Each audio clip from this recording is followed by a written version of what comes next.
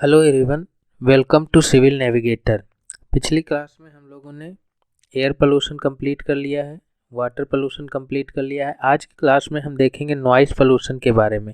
तो सबसे पहले देखते हैं कि नॉइज़ क्या होता है। जनरली हम लोग बात करते हैं आपस में, कुछ म्यूजिक सुनते हैं, लेकिन अगर वहीं पे कोई ऐसा साउंड हो जो अनवांटेड हो, जो हमको डिस्टर्ब कर रहा हो, हमारे इन्वायरमेंट को डिस्टर्ब कर रहा हो, जो हार्मफुल हो ह्यूमन हेल्थ के लिए या फिर नेचुरल वर्ल्ड जीव जंतुओं के लिए हार्मफुल हो, तो उसे हम नॉइज़ पोल्यूशन बोलते हैं।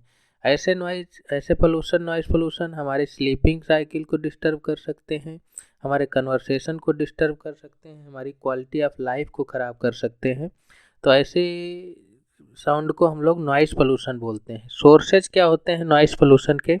सबसे पहला तो ट्रांसपोर्टेशन के द्वारा बहुत अधिक शोर होता है, जैसे कार से, ट्रक से, बस से, एयरप्लेन से काफ़ी ज़्यादा साउंड होता है, नॉइस होता है।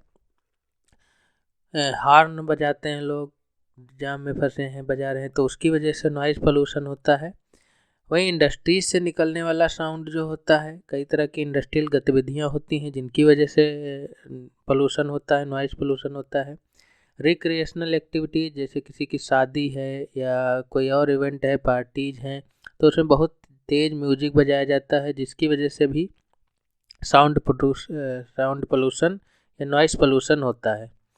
हाउस होल्ड या कम्युनिटी नॉइस, जहाँ किसी भी सोसाइटी में रहने वाले कुछ कुत्ते होते हैं, वो भौंक रहे हैं, कुछ लोग अपने काम कर रहे हैं, पावर टूल इस्तेमाल कर रहे हैं, या हाउस होल्ड अप्लायंस है जैसे मिक्सर ग्राइंडर है, वॉशिंग मशीन है, इनकी वजह से भी जो है साउंड पोल्यूशन या नॉइस पोल्यूशन होता है।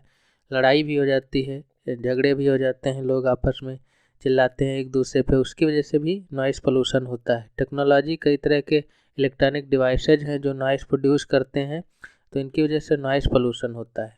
नॉइस पोल्यूशन को मेजर करने के लिए एक स्केल होता है, नॉइस की इंटेंसिटी को मेजर करता है, जिसको हम बोलते हैं डेसिबल या डीबी से इसको रिप्रेजेंट किया जाता है। जनरली 80 से 85 तक की लिमिट को हम लोग सेफ मानते हैं। इससे अगर ज़्यादा इंटेंसिटी का साउंड होता है, वो हमारे कानों के लिए हार्मफुल होता है, जिससे हमें हेयरिंग इम्पेयरमेंट, हेयरिंग लॉस हो सकता है, सुनने की क्षमता ख़त्म हो सकती है 85 से ऊपर। कुछ चीज़ों के जैसे कि साउंड होते हैं जो किस डेसिबल में आते हैं, उसकी एक लिस्ट यहाँ पे दी हुई है, इसको आप लोग देख लेंगे। हम यहाँ इस लिस्ट को डिस्कस कर लेते हैं। जैसे आदमी कोई ब्रीदिंग कर रहा है तो उसका 10 डेसिबल का साउंड होता है। वहीं अगर पत्तियाँ आपस में टकरा रही हैं हवा की वजह से, तो जो साउंड होता है उसको 20 डेसिबल के करीब होता है। कोई आपस में विस्पर कर रहा है, बात कर रहा है धीरे धीरे, तो लगभग 30 डेसिबल के अराउंड होता है।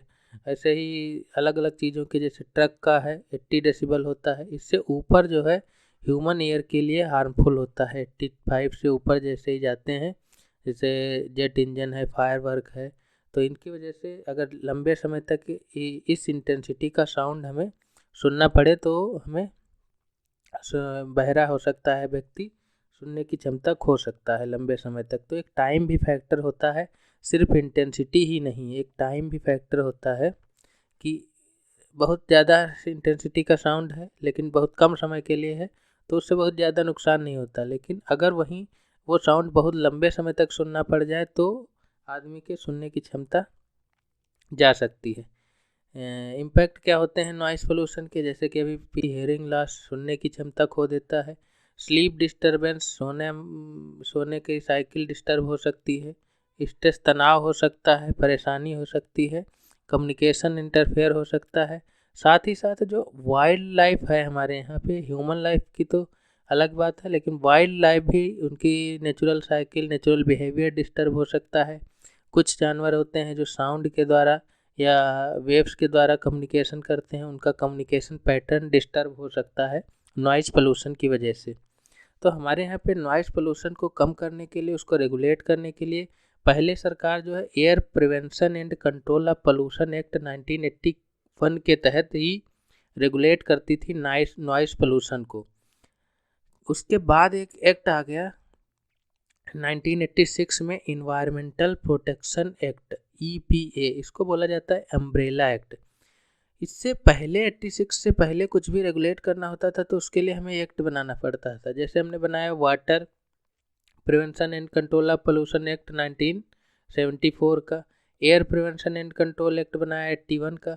लेकिन इस एक्ट के आने के बाद हम लोग अब नया एक्ट नहीं बनाते हैं, इसी के अंतर्गत रूल्स इशू कर देते हैं, इसीलिए इसको अम्ब्रेला एक्ट बोला जाता है। आगे लोग पढ़ेंगे ई वेस्ट मैनेजमेंट, तो उसमें देखेंगे कि हम लोग जो है कोई एक्ट नहीं बना रहे हैं, वो सब रूल्स इशू किए जा रहे हैं इसी एक्ट के अंतर्गत, तो इसको इसीलिए अम्ब्रेला एक्ट बोला जाता है। तो 2000 में सरकार ने the noise pollution regulation and control rules issue किए, एक्ट नहीं है कोई, ये रूल्स इशू किए गए हैं किसके अंतर्गत, EPA 1986 के अंतर्गत ministry of environment forest and climate change के द्वारा। तो इसमें दिखाया गया है कि किस एरिया में कितना नॉइस की लिमिट होनी चाहिए, कितने डेसिबल तक नॉइस जो है परमिटेड है। तो अलग अलग एरिया कोड लिया गया है, जैसे A इंडस्ट्रियल एरिया के लिए, B कमर्शियल एरिया के लिए, C रेजिडेंशियल एरिया के लिए और D साइलेंस एरिया के लिए, साइलेंस जोन के लिए। तो इंडस्ट्री में 75 और 70 डे और नाइट की लिमिट जो है दी गई है। कमर्शियल एरिया में 65-55, रेजिडेंशियल एरिया में 55-45 और साइलेंस जोन 50 और 40। ये उसी रूल के एक शेड्यूल में मेंशन है। अब बात आती है कि कौन डिसाइड करेगा इंडस्ट्रियल एरिया क्या है, कमर्शियल एरिया क्या है, रेजिडेंशियल किसे कहेंगे, साइलेंस जोन में कौन सी चीज़ें आएंगी और क्या डे और टाइम क्या नाइट टाइम है, तो वो भी इसी रूल्स में डिफाइन है। डे टाइम हम 6 से 10 बजे, 6 AM से सुबह 6 बजे से रात को 10 बजे तक का समय को हम डे टाइम में लेंगे, वहीं 10 बजे से सुबह के 6 बजे तक नाइट टाइम में लेंगे। इसीलिए देखा होगा किसी शादी पार्टी में 10 बजे पुलिस वाले आ जाते हैं म्यूजिक को बंद कराने के लिए। और पीछे हमने बात की कौन डिफाइन करता है कि इंडस्ट्रियल एरिया कौन है, कमर्शियल कौन है, रेजिडेंशियल, वो स्टेट गवर्नमेंट की ड्यूटी होती है, वो कैटेगराइज करता है कि कौन से एरिया इंडस्ट्रियल एरिया में आएंगे, कौन से रेजिडेंशियल एरिया में और बाकी। अब बात आती है साइलेंस जोन या साइलेंस जोन जो हमारे हॉस्पिटल होते हैं, एजुकेशनल इंस्टीट्यूट, कोई भी स्कूल है या कोर्ट्स, तो इनके चारों तरफ, जैसे ये स्कूल है इसके चारों तरफ 100 मीटर और ले लो पेरीफेरी में, तो ये सारा का सारा जोन जो है साइलेंस जोन में ही आएगा। अस्पताल के चारों तरफ 100 मीटर तक, वहीं कोर्ट के भी चारों तरफ 100 मीटर तक का एरिया जो है आता है साइलेंस जोन में, 100 मीटर तक का उसके चारों तरफ। वहाँ पे कोई भी ऐसी एक्टिविटीज़ परमिटेड नहीं होती हैं जो नॉइस पोल्यूशन को बढ़ावा दें या जो डिफाइंड लिमिट है उससे ऊपर का नॉइस प्रोड्यूस करें। हम लोग देख लेते हैं इन्वायरमेंटल प्रोटेक्शन एक्ट 1986 कैसे बना, क्या इसके सैलिएंट फीचर हैं। EPA बहुत इंपॉर्टेंट एक्ट है क्योंकि आगे हम लोग ई वेस्ट मैनेजमेंट पढ़ेंगे, तो उसमें इसी एक्ट के तहत जितने भी रूल इशू किए गए हैं वो सब इसी के अंतर्गत हैं। तो इसकी बैकग्राउंड हम लोग सबसे पहले देखते हैं कि क्यों बनाया गया। सबसे पहले 1972 में एक कॉन्फ्रेंस हुई यूनाइटेड नेशन की स्टॉकहोम में, इसीलिए इसको स्टॉकहोम कॉन्फ्रेंस बोला जाता है। किस विषय पे थी, ह्यूमन एनवायरनमेंट में। इसमें कहा गया था कि सरकार अपने यहाँ स्टेप्स लेंगी जिससे कि इम्प्रूव हो ह्यूमन एनवायरनमेंट। तो ये बात है 1972 की। तो सरकार इंडियन गवर्नमेंट ने पार्टिसिपेट किया था और उसको रेटिफाई करने के लिए अपने यहाँ एक्ट बनाई। लेकिन 1972 के बाद 1984 में एक घटना हो गई जिसको नाम दिया गया भोपाल गैस ट्रेजेडी। तो 3 दिसंबर 1984 के यूनियन कार्बाइड इंडिया लिमिटेड नाम की एक कंपनी थी जिसमें से एक टॉक्सिक गैस रिलीज हुई, मिथाइल आइसोसाइनेट। इसकी वजह से कई सारी डेथ हो गई। तो उसी के बाद 1986 में एनवायरमेंटल प्रोटेक्शन एक्ट जो है लागू किया गया, पास किया गया पार्लियामेंट के द्वारा। तो एक तो ये था कि स्टॉकहोम कॉन्फ्रेंस को हमें लागू करना था, रेटिफाई करना था, और दूसरी एक दुर्घटना ये हो गई जो प्रोसेस को फास्ट कर दिया, क्योंकि 1972 के बाद 1986 एक लंबे समय के बाद हमने स्टॉकहोम कॉन्फ्रेंस के फॉलो करते हुए अपने यहाँ पे इन्वायरमेंटल प्रोटेक्शन एक्ट बनाया है।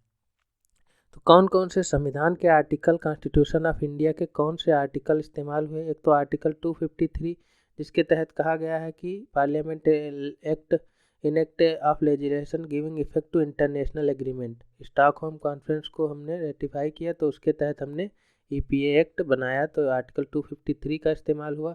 DPSP में कहा गया है सरकार प्रोटेक्ट और इम्प्रूव करेगी इन्वायरमेंट को, फॉरेस्ट लाइफ को, फॉरेस्ट एंड वाइल्ड लाइफ को, तो उसके तहत भी हमने EPA बनाया। तो DPSP एक यूज हो गया। और एक फंडामेंटल ड्यूटीज जो है G51 article 51A G provide that every citizen shall protect environment. हर एक नागरिक का कर्तव्य है कि वो इन्वायरमेंट को प्रोटेक्ट करने के लिए अपना योगदान करे। तो आर्टिकल कुछ ये संविधान के आर्टिकल के अंतर्गत इस एक्ट को पास किया गया। इसके कुछ फीचर देख लेते हैं। सैलिएंट फीचर क्या हैं कि एक तो plan and execute a national wide programme. हमारे एनवायरनमेंट को बचाने के लिए, पोल्यूशन को कम करने के लिए सरकार नेशन वाइड प्रोग्राम बनाएगी और उसको इम्प्लीमेंट करेगी। स्टैंडर्ड बनाएगी, जैसे कि हमने पीछे भी पढ़ा, एयर क्वालिटी स्टैंडर्ड क्या होंगे, एमिशन के स्टैंडर्ड क्या होंगे, ऐसे ही कौन से रिस्ट्रिक्टेड एरिया होंगे जहाँ पे कोई इंडस्ट्री ऑपरेट नहीं हो सकती, ये भी डिसाइड करा जाएगा। इसी के अंतर्गत किसी एरिया में पोल्यूशन डिस्चार्ज नहीं कर सकते, वो भी इसी के तहत होगा। कंप्लायंस विद प्रोसीजरल सेफगार्ड, कोई भी जो कौन से हजार्डियस सब्सटेंस हैं, केमिकल हैं, उनको कैसे हैंडल करना है, इसी के तहत रूल्स बनाए जाएंगे। Power of entry and inspection, किसी भी कंपनी में अगर ये इंस्पेक्ट करने के लिए, चेक करने के लिए कि कंपनी प्रोसीजर और रूल्स फॉलो कर रही है, कोई भी any person empowered by central government, जिसको सेंट्रल गवर्नमेंट अपॉइंट कर देगी, वो जा करके चेकिंग कर सकता है। इन्वायरमेंटल लेबोरेटरीज बनेंगी जिसमें सैंपल चेक किए जाएंगे एयर, वाटर, सॉइल के कि पर्टिकुलर नॉर्म्स को फॉलो कर रहे हैं कि नहीं कर रहे हैं। अगर कोई इसका एक्ट का वायलेशन करता है तो उसके तहत सज़ा के भी प्रावधान हैं, जैसे 5 ईयर तक की सज़ा है, 1 लाख या दोनों हो सकते हैं अगर इस एक्ट के प्रावधानों को कोई वायलेट करता है। अगर कोई कंपनी ऑफेंस करती है तो कंपनी के जितने भी रिस्पॉन्सिबल पर्सन होंगे डायरेक्टली इंचार्ज, उन पे केस चलेगा। गवर्नमेंट डिपार्टमेंट कोई करता है तो HOD उस डिपार्टमेंट का रिस्पॉन्सिबल होगा। कॉग्निजेंस ऑफ ऑफेंस, कोई भी कोर्ट जो है इस एक्ट के तहत कोई भी कॉग्निजेंस कोर्ट नहीं ले सकती है जब तक सेंट्रल गवर्नमेंट या कोई अथॉरिटी कंप्लेंट ना करे, या फिर ऐसा कोई पर्सन जो अप्रोच करता है कोर्ट में और 60 दिन का नोटिस पीरियड देते हैं सेंट्रल गवर्नमेंट को या अथॉरिटी को, तब जाके कोर्ट कॉग्निजेंस ले सकती है। अगला एक टर्म है ग्रीन मफलर।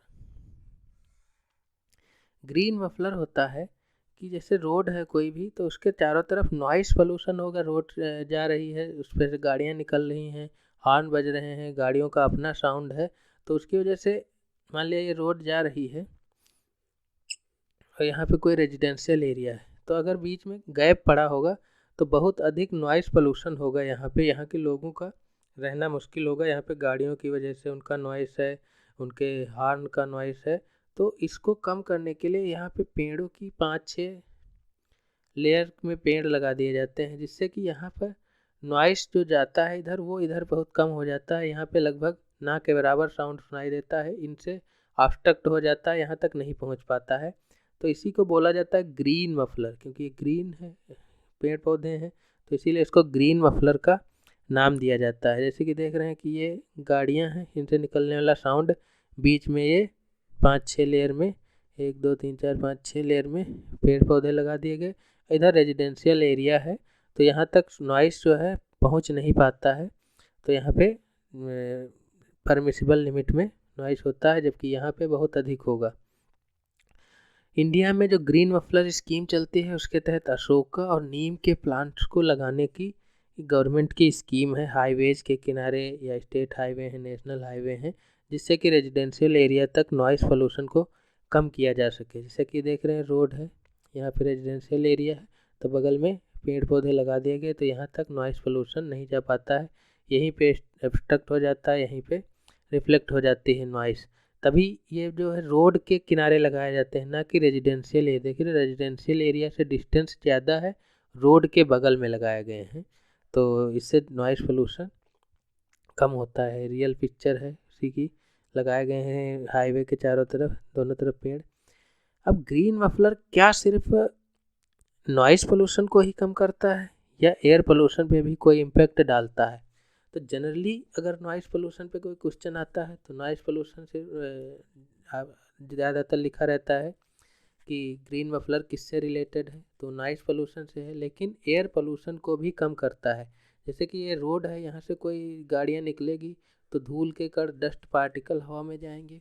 वो जब इधर की तरफ बढ़ेंगे तो इन पेड़ पौधों से एब्स्ट्रक्ट होकर के उन्हीं पे डिपॉजिट हो जाते हैं, तो इधर जो है क्लीन एयर पास होती है रेजिडेंशियल एरिया की तरफ। तो पीएम पार्टिकल को भी रिड्यूस करने के लिए ग्रीन मफलर का इस्तेमाल किया जाता है, लेकिन मेनली ये नॉइज़ पोल्यूशन के लिए ही होता है।